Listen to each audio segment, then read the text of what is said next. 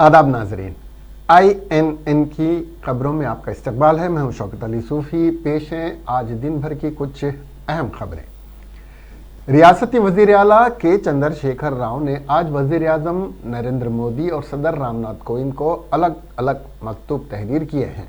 वज़ीर आला के चंद्रशेखर राव ने इस बात की नुमाइंदगी की कि यूनियन पब्लिक सर्विस कमीशन इम्तिहानात में और इंडियन रेलवे और दिफा कौमी बैंक्स और दीगर इम्तिहानात में इंग्लिश और हिंदी के साथ साथ इलाकाई ज़बान में भी इम्तिहानात तहरीर करने के इक़दाम किए जाएँ। वज़ीर आला ने ख़त में कहा कि हुकूमत हिंद के ज़ेर एहतमाम UPSC, इंडियन रेलवे, दिफा, पब्लिक सेक्टर बैंकों, RBI स्टाफ सिलेक्शन के ज़रिए इम्तिहानात हिंदी और अंग्रेज़ी ज़बान में मुनक़्क़िद किए जाते हैं, जिसके नतीजे में गैर हिंदी रियासतों से ताल्लुक़ रखने वाले उम्मीदवार जो अंग्रेज़ी मीडियम में तालीम नहीं हासिल करते हैं, ऐसे उम्मीदवारों को नुकसानात का सामना है। तजवीज़ पेश की गई है कि तमाम रियासतों के उम्मीदवारों को एकसा मौक़े फ़राहम करने के लिए इलाक़ाई ज़बान में भी भर्ती टेस्ट करवाए जाए। सदर रियासती भारतीय जनता पार्टी और रुकन पार्लियामेंट B संजय ने वज़ीर आला के चंद्रशेखर राव को दिए गए चैलेंज पर ठीक 12 बजे भाग्य लक्ष्मी मंदिर चार मीनार पहुंचे। पुलिस की जानिब से चार मीनार के पास सख्त सिक्योरिटी इंतजाम किए गए। चार मीनार के अतराफ अकनाफ के इलाके पुलिस छावनी में तब्दील कर दिए गए थे। बंडी संजय के हमरा रुकन कानून साज कौंसिल रामचंद्र राव, BJP कायदीन राकेश रेड्डी और दीगर मौजूद थे। BJP के हामियों ने चार मीनार के पास B संजय का जय श्री राम भारत माता के जय के नारों से खैर मकदम किया। वाज़ेह है कि सदर रियासती BJP संजय ने जुमेरात के रोज़ वज़ीर आला के चंद्रशेखर राव की जानिब से उन पर हुकूमत की जानिब से दी जाने वाली 10,000 रुपये इमदाद के रोकने का इल्ज़ाम लगाया था, जिस पर B संजय ने वज़ीर आला के चंद्रशेखर राव को आज भाग्य लक्ष्मी मंदिर चार मीनार आने के लिए चैलेंज किया था।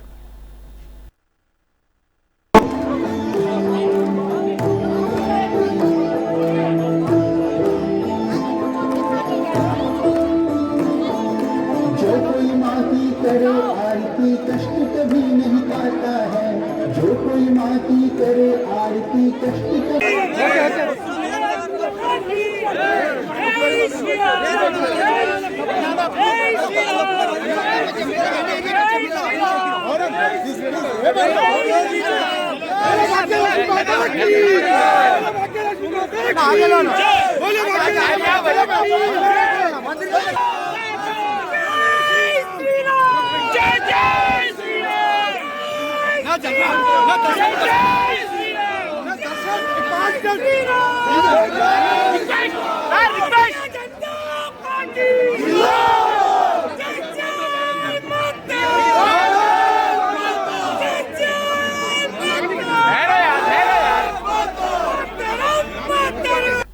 सदर BJP हैदराबाद और रुकन कानून साज कौंसिल N रामचंद्र राव ने वज़ीर आला के चंद्रशेखर राव पर बौखलाहट के आलम में BJP पर निशाने लगाने का इल्ज़ाम आयद करते हुए कहा कि वज़ीर आला पर GHMC में नाकामी का खौफ मंडला रहा है और वो बहैसियत वज़ीर आला खुद एतमादी से बात करने से महरूम हैं।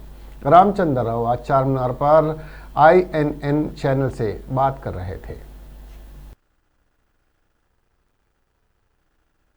वाले GHMC चुनाव को नज़र पर रखते हुए TRS की सरकार और TRS के नेता भारतीय जनता पार्टी पर गलत इल्ज़ाम लगा रहे हैं और इस इल्ज़ाम को हम ये गलत है ये कहने के लिए अब भाग्यलक्ष्मी मंदिर के पास बंडी संजय जी आए हैं और मुख्यमंत्री या उनके किसी नेता को यहाँ आने के लिए कहा है कि किसी ने भी यहाँ नहीं आया। GHMC को अगर डेवलप करना है तो BJP कर सकती है, उसके सिवा और कोई नहीं कर सकती। इसीलिए GHMC के चुनाव को नज़र में रखते हुए मुख्यमंत्री जो है आज BJP के ऊपर गलत अफवाह फैला रहे हैं, इल्ज़ाम कर रहे हैं। हम चाहते हैं कि जनता समझे कि वह असली क्या है और इसीलिए इस असलियत को जानने के लिए और लोगों को बताने के लिए यहाँ पर आज संजय जी प्रेस कॉन्फ्रेंस की है और लोगों को बताया है कि क्या। ग्रेटर हैदराबाद म्यूनसिपल कॉरपोरेशन के इंतखाबात के लिए नामजदगियों के अदकाल की तारीख आज 3 बजे ख़त्म हो गई। 150 वार्ड्स पर मुश्तमिल GHMC के लिए एक अंदाजे के मुताबिक 3000 से ज़्यादा नामजदगियाँ वसूल हुई हैं। जीएचएमसी और रियासत में बरसर इख्तिदार party TRS, Bharatiya Janata party, Indian national Congress, Telugu Desam party ने मुकम्मल 150 हल्कों पर अपने उम्मीदवारों को खतियत दी है।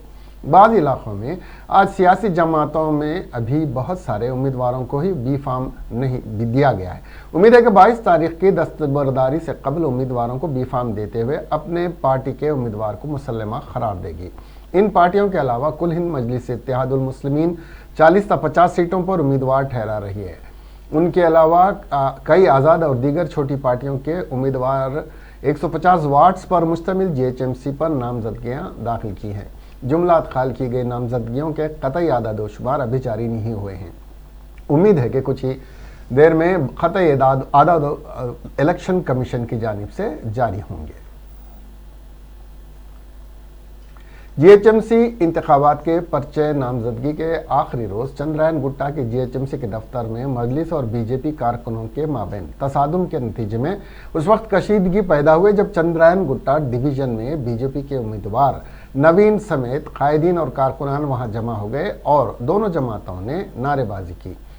सूरत हाल को कशीदा देखकर पुलिस वहां पहुंची और दोनों फरीकैन के कायदीन को समझाकर वहां से रवाना कर दिया।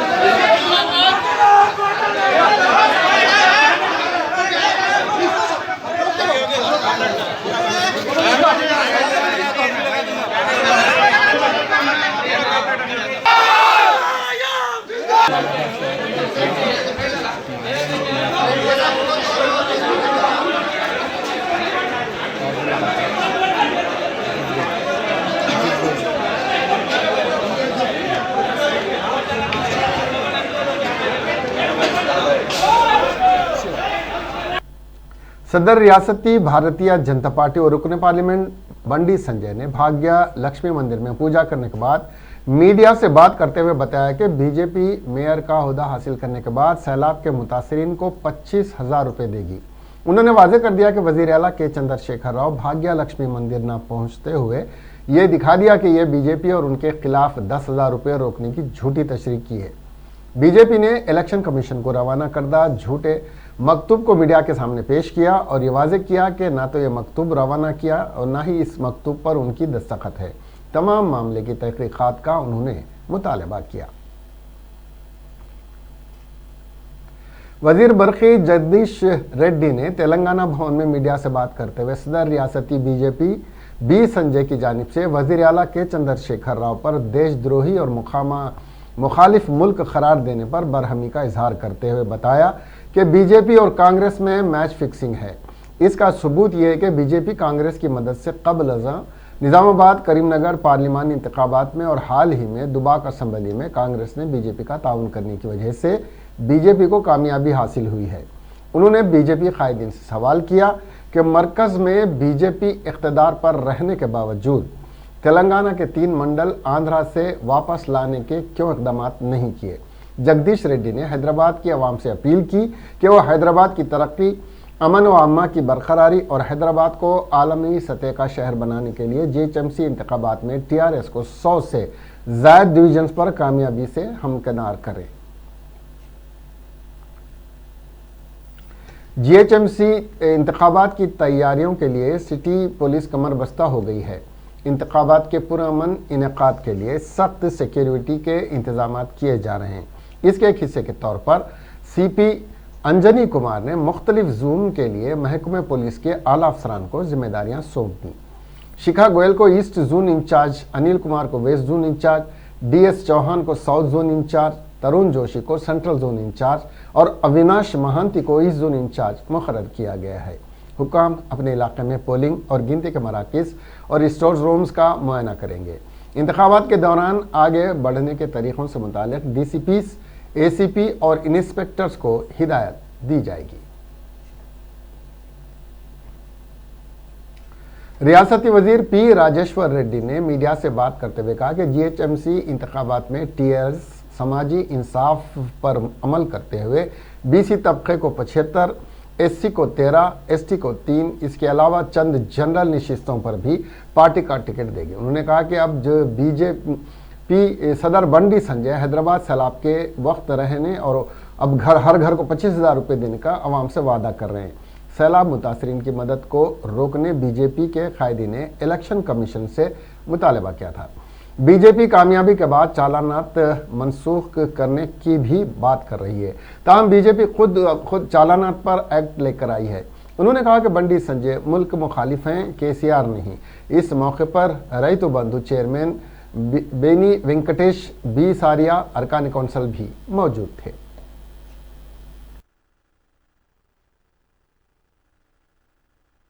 We have already given 150 seats. Among the 150, for BC 75 seats, SC 13 seats, ST 3 seats, and minorities 17 seats. Together, BC, SC, ST, minorities together 108 seats out of 150. Means it consists of almost 72%. Generally, TRS party has done social justice to all castes, communities, region-wise and religion-wise. And among these 150, there are 84 women candidates are there. 56% seats are given to women against the 50% reservation. And for other states also, we have given almost 10 seats. For Andhra, Maharashtra and Rajasthani people, also we have given almost 8 seats to AP and 1 each to the Marathi and other people. So out of the 150 seats, we have done social justice. People, other parties are simply saying and complaining to the election commission and also to the courts. But it is the only party, TRS, without telling, we have implemented, we have already given seats to the all communities, which never happened in the GHMC. This is the first time. So that is why we are requesting the GHMC, the people residing in Hyderabad, to check and give their justice to the party. Thank you. TRS party ने आज greater municipal corporation इंतखाबात के लिए 25 उम्मीदवारों की अपनी तीसरी फहरिस्त जारी कर दी है। चारशंबे के रोज 105 अफराद पर मुश्तमिल पहली फहरिस्त जारी की गई थी। 20 अफराद की फहरिस्त का ऐलान जुमेरात को किया गया था। हाल ही में तीसरी किस्म में 25 उम्मीदवारों की फहरिस्त का ऐलान किया गया है। पार्टी टिकट हासिल करने वाले मुतादिद उम्मीदवारों ने पर्चा नामजदगी दाखिल करवाई और साथ ही इंतखाबी मुहिम पर तवज्जो मरकूज करते हुए अजीम तर इंतखाबात में टीआरएस उम्मीदवार की जीत के लिए मुहिम चला रहे हैं। टीआरएस के रुकन पार्लियामेंट डी श्रीनिवास चैलेंज कर रहे हैं कि पार्टी उनके खिलाफ कार्रवाई करे। इस पर एमएलसी के कविता ने कहा कि कोई कार्रवाई ना करना भी एक किस्म की कार्रवाई है। मीडिया के साथ एक गैर रस्मी बातचीत करते हुए कविता ने कहा कि नाराज रहनुमा के बारे में बात करने की ज़रूरत है। निजामाबाद टीआरएस यूनिट ने पार्टी से उनकी मुअत्तली की सिफारिश की है और अब रियासती पार्टी को इस पर फैसला लेना होगा। ताहम कविता ने कहा कि उनके खिलाफ कोई कार्रवाई नहीं करना भी एक कार्रवाई थी। टीआरएस कायद कविता ने कहा कि मरकज़ की अवाम दुश्मन पॉलिसीज के खिलाफ लड़ने की ज़रूरत है। उन्होंने बीजेपी रहनुमाओं पर इल्ज़ाम आयद किया कि भगवा पार्टी के रहनुमा वोटों के लिए झूठ बोल रहे हैं। उन्होंने कहा कि टीआरएस और अपोजिशन के दरमियान बड़ा फ़र्क है और TRS party greater Hyderabad municipal corporation का इंतखाब अक्सरियत से जीत जाएगी।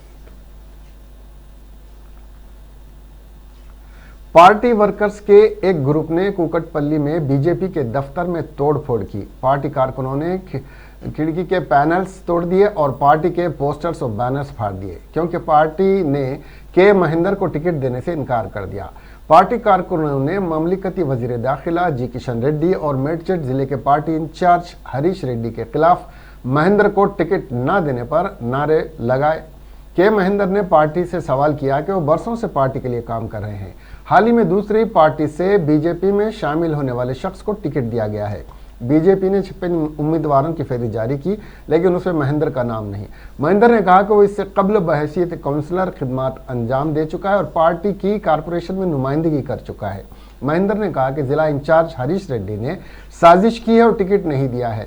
महेंद्र ने इल्जाम लगाया कि पार्टी ने 30 लाख रुपए में इस नशिश को बेचा है। पार्टी को जब कुकटपल्ली बीजेपी ऑफिस में तोड़फोड़ की पुलिस को इत्तला मिली तो पुलिस वहां फौरन पहुंची और वर्कर्स को समझा बुझाकर वहां से हटा दिया। सदर जनसेना पार्टी व फिल्मी अदाकार पवन कल्याण ने मरकजी ममलिकती वजीर दाखिला किशन रेड्डी और डॉक्टर लक्ष्मण से मुलाकात करने के बाद मीडिया से बात करते हुए बताया कि ये जीएचएमसी इंतखाबात में हैदराबाद को आलमी सतह का शहर बनाने बीजेपी की मदद करेंगे। इत्तला के मुताबिक पिछले कुछ दिनों से दोनों पार्टियों के दरमियान जीएचएमसी इंतखाबात में वार्ड्स की तकसीम को लेकर बातचीत चल रही थी और जनसेना ने 50 वार्ड्स से मुकाबला करने का मुतालबा किया था। ताहम बीजेपी उसे महज 20 वार्ड्स देने के लिए तैयार थी।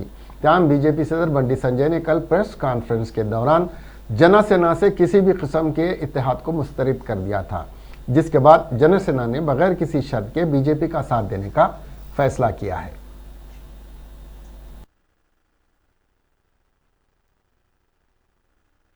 మతానికి అతీతంగా అన్ని వర్గాలకి సమన్యాయం జరగాలి, అందరికీ రక్షణగా ఉండాలి అంటే ఖచ్చితంగా కేంద్రం మన ప్రధానమంత్రి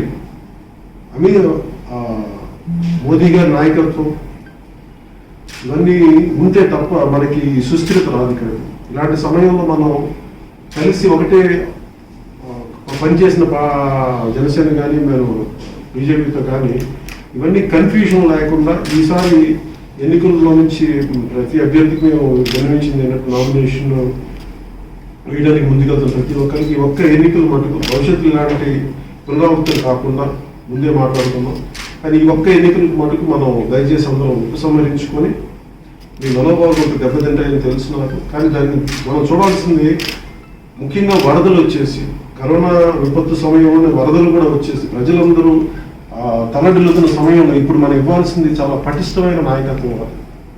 అంతేగాని మనం ఒక్క ఓటు కూడా అటు ఇటు వెళ్ళకుండా మన mayor GHMC mayor Bharatiya Janata party అభ్యర్థి కావాలని మనస్ఫూర్తిగా జనసేన తరఫున మేము కోరుకొని ఇది ప్రజలకి సంపూర్ణంగా వాళ్ళకి మంచి జరగాలి వీటన్నిటిని దృష్టిలో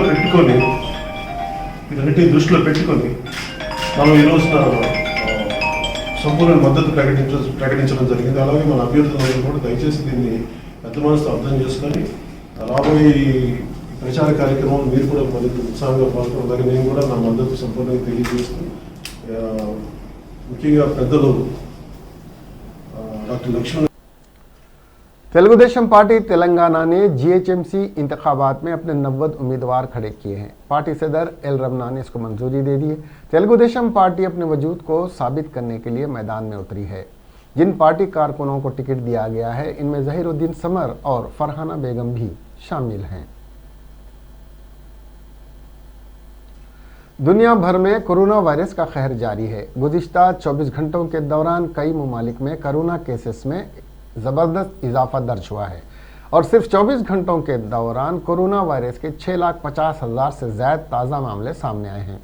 सबसे ज़्यादा मुतासरा ममालिक में अमेरिका सबसे पहले मुकाम पर है, जहां गुज़िश्ता 24 घंटों के दौरान तकरीबन 2 लाख ताज़ा मामले सामने आए और मुल्क में मुतासरीन की मजमूई तादाद 1,20,000 से तजावुज़ कर गई है। हिंदुस्तान मुतासरा ममालिक की फहरिस्त में दूसरे नंबर पर है, जहां गुज़िश्ता 24 घंटों के दौरान 46,000 ताज़ा मामले सामने आए और मुतासरा अफराद की मजमूई तादाद 90 लाख से तजावुज़ कर गई है और ताहाल 1,32,000 अफराद महलिक वबा के सबब अपनी जानों से हाथ धो बैठे हैं। तीसरे नंबर पर ब्राज़ील है, जहां ताहाल 60 लाख कोरोना मामले सामने आए। तेलंगाना में गुज़िश्ता 24 घंटों के दौरान 894 कोरोना मामले सामने आए, जिसमें 154 मामले जीएचएमसी हुदूद में दर्ज हुए। ताहाल रियासत में 2,61,000 अफराद महलिक मर्ज की लपेट में आ चुके हैं। तेलंगाना की पड़ोसी रियासत आंध्र प्रदेश में गुज़िश्ता 24 घंटों के दौरान कोरोना वायरस के 1,316 ताज़ा मामले दर्ज हुए, जिसके बाद रियासत में मुतासरा अफराद की मजमूई तादाद 8,58,000 से तजावुज़ कर गई है। टीम इंडिया के ऑलराउंडर मोहम्मद सिराज के वालिद मोहम्मद गौस का बाउमर 53 साल इंतकाल हो गया। वो जिगर के आर्जे में मुब्तला थे। मोहम्मद सिराज को कुछ हफ्ते कबल इख्तिताम पजीर हुए T20 टूर्नामेंट IPL में बेहतर कारकर्दगी पर टीम इंडिया के दौरे ऑस्ट्रेलिया के लिए मुंतखब किया गया था और वो इसी दौरे पर फिलहाल सिडनी में हैं। अपने वालिद के इंतकाल की खबर सिराज को प्रैक्टिस सेशन के अख्ताम पर हुई। सिराज ने बदीदा नम आंखों से मीडिया से बात करते हुए कहा कि मेरे वालिद की ख्वाहिश थी कि मैं अपने और अपने देश का नाम रोशन करूं और मैं ये ज़रूर करके रहूँगा। सिराज ने कहा कि वो जब महज 7 साल के थे तो उनके बड़े भाई का इंतकाल हो गया था। सिराज ने कहा कि मेरे वालिद ने बड़ी जद्दोजहद से ऑटो रिक्शा चलाकर उनको पाला था और अपने ऑटो में उन्हें क्रिकेट मैदान तक छोड़ते थे ताकि वो अपने इंडिया के लिए क्रिकेट खेलने का ख्वाब पूरा कर सके। उन्होंने कहा कि बड़े अफसोस की बात है कि वो इन्हें टीम इंडिया के लिए क्रिकेट खेलते नहीं देख सकेंगे। मोहम्मद सिराज को रणजी ट्रॉफी में 2016-17 में बेहतरीन मुजाहरा करने पर सनराइज हैदराबाद ने 2 करोड़ 60 लाख रुपए में खरीदा था। सिराज के वालिद की खबर पर टीम इंडिया के कप्तान विराट कोहली और कोच रवि शास्त्री ने सिराज को दिलासा दिया और हिम्मत रखने के लिए कहा। कोरोना और क्वारंटाइन की वजह से सिराज अपने वालिद की आखिरी रस्मात में भी शिरकत नहीं कर सकेंगे।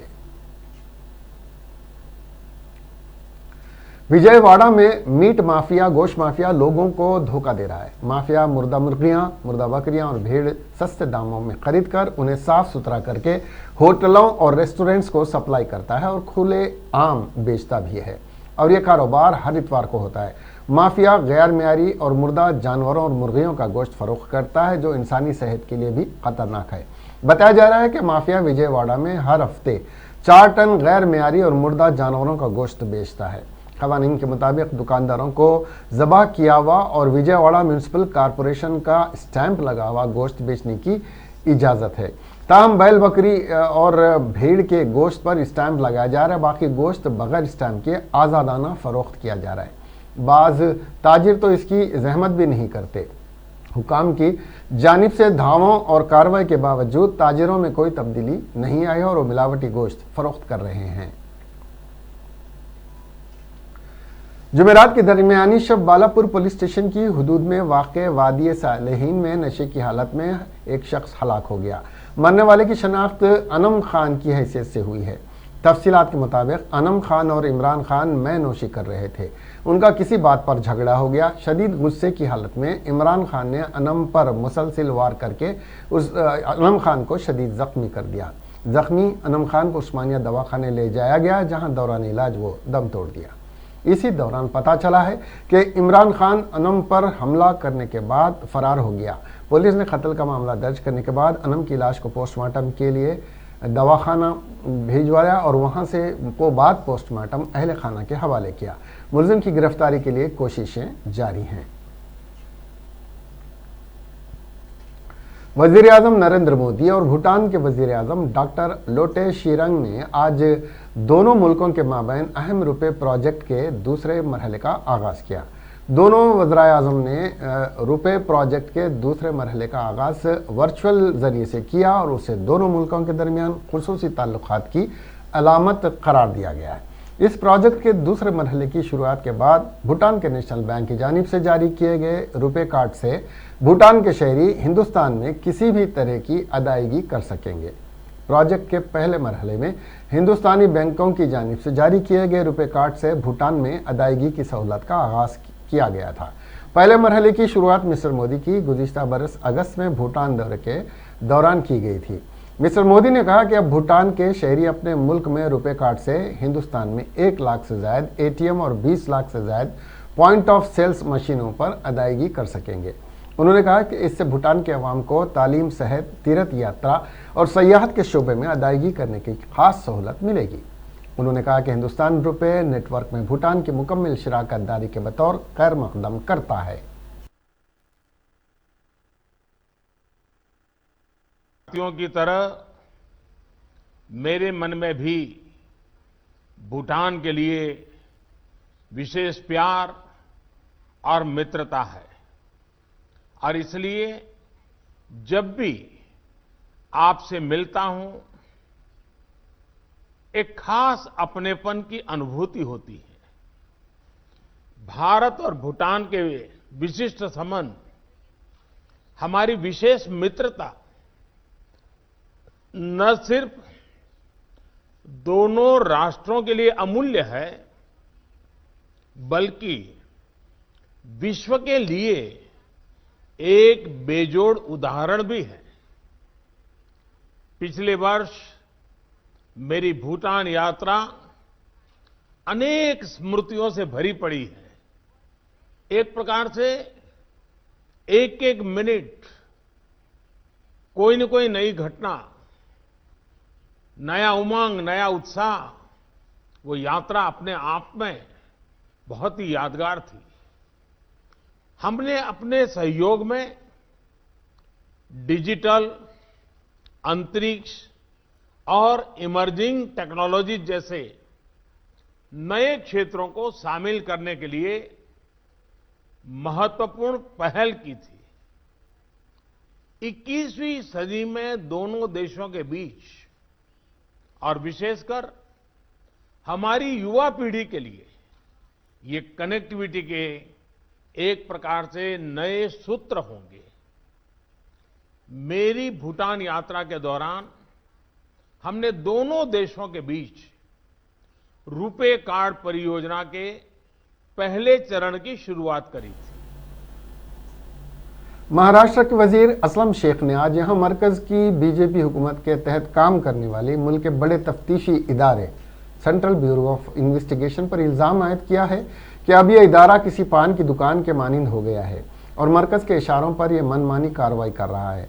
किसी भी रियासत में रियासती हुकूमत की इजाज़त के बगैर सीबीआई की तफ्तीश किए जाने को गलत करार दिए जाने वाले और रियासती हुकूमत की इजाज़त को लाजमी करार दिए जाने वाले सुप्रीम कोर्ट के फैसले पर रद्द-ए-अमल का इजहार करते हुए उन्होंने कहा कि बीजेपी हुकूमत के तहत सीबीआई एक पान की दुकान की तरह हो गई है। खास तौर पर गैर बीजेपी के ज़ेर इख्तिदार रियासतों में ये अपनी मनमानी कार्रवाइयाँ कर रही है। उन्होंने ये भी कहा कि सीबीआई ने वज़राए आला और वज़रा के खिलाफ भी वबा के दबाव के तहत कार्रवाई की है। सेंट्रल इंफॉर्मेशन कमीशन की वाज़े किया है कि बीवी हक़ इत्तलात एक्ट के जरिए अपने शौहर की मजमूई आमदनी के बारे में मालूमात हासिल कर सकती है। CIC ने महकमे IT के इस फैसले को मुस्तरद कर दिया जिसमें कहा गया था कि बीवी का ताल्लुक तीसरी पार्टी से है, इसलिए उसे शौहर की मजमूई आमदनी की तफसीलात नहीं दी जा सकती। मरकजी इंफॉर्मेशन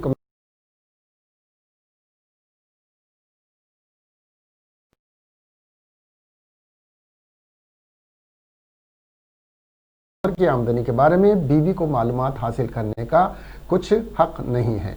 कमीशन ने जोधपुर के महकमे IT के ओहदेदारों को हिदायत दी कि वो 15 दिन के अंदर खातून रहमत बानो को शौहर की आमदनी से मुताल्लिक मालूमात फराहम करें। सेंट्रल इंफॉर्मेशन कमीशन ने 2014 में कहा था कि सरकारी मुलाजिमीन की बीवियों को अपने शौहरों की तनख्वाहों की तफसीलात जानने का हक है। मरकजी वजीर बराए अक़लियती उमूर मुख्तार अब्बास नकवी ने कहा कि जम्मू कश्मीर में जिन लोगों ने लूट मचाई है और अमानत में ख़यानत के मुर्तकिब हुए हैं उन्हें पाई पाई का हिसाब देना होगा। उन्होंने कहा कि peoples alliance for Gupkar declaration बड़े बड़े गुनाहगारों का इत्तेहाद है और उन्होंने ये इत्तेहाद अपने आप को बचाने के लिए तश्कील दिया है। मुख्तार अब्बास नकवी ने श्रीनगर के मुज़ाफ़ाती इलाके बालहामा में बीजेपी के कारकुनों के एक इज्तिमा के हाशिए पर नामा निगारों से गुफ्तगू के दौरान ये बातें कहीं। उन्होंने किसी का नाम लिए बगैर कहा जम्मू कश्मीर में नोट खसोट हुई है, माफ़ करना, जम्मू कश्मीर में लूट खसोट हुई है। वज़ीर आज़म नरेंद्र मोदी ने लूट के बाजार को बंद कर दिया है। जम्मू कश्मीर में जिन अफराद ने लोगों के हुकूक लूटे हैं और अमानत में ख़यानत की है उन्हें इसका हिसाब देना होगा क्योंकि मोदी के दौर में लूट में छूट नहीं है। मिस्टर नकवी ने पीपल्स अलायंस फॉर गपकार एलानिए पर दूसरे दिन भी लफ्जी हमले जारी रखते हुए कहा यह जो अलायंस बना है वो अपने को बचाने के लिए है, ये इलेक्शन के लिए नहीं है। उन्हें पता है कि हमसे बड़े गुनाह हुए हैं, ये गुनाहों के देवता हैं, गुनाहों के इन देवताओं को बाद में कहा जाना है वो इन्हें भी मालूम है। उन्होंने कहा कि जम्मू कश्मीर के लोग इंतखाबात के लिए जारी सियासी अमल में पूरे जोश और जज्बे के साथ हिस्सा ले रहे हैं। उनका मजीद कहना था ये सियासी अमल लोगों की तरक्की और खुशहाली यकीनी बनाएगा। वो अनासिर जो लोगों को इस सियासी जमहूरी अमल में शिरकत से रोक रहे थे, इनके तमाम मंसूबे चिकनाचूर हो रहे हैं।